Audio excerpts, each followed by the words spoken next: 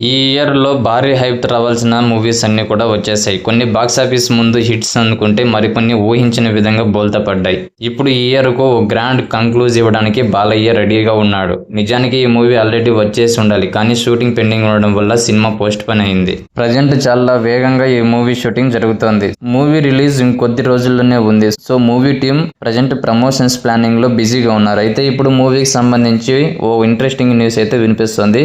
అది తెలుసుకోబోయే ముందు మూవీ అప్డేట్స్ మరియు రివ్యూస్ కోసం మన ఛానల్ని సబ్స్క్రైబ్ చేసుకోండి. ఇక ఈ మూవీలో బాలకృష్ణ డ్యూయల్ రోల్ చేస్తున్న సంగతి ప్రతి ఒక్కరికి తెలిసిందే. అందులో ఒకటి అఘోర క్యారెక్టర్ అయితే మరొకటి హిందూపురం ఎమ్మెల్యే మురళీకృష్ణ క్యారెక్టర్లో నటించబోతున్నాడు అంటూ టాక్ వినిపిస్తుంది. అంటే బోయపాటి బాలకృష్ణ రియల్ లైఫ్ క్యారెక్టర్నే సినిమాలో చూపించబోతున్నాడు అనమాట.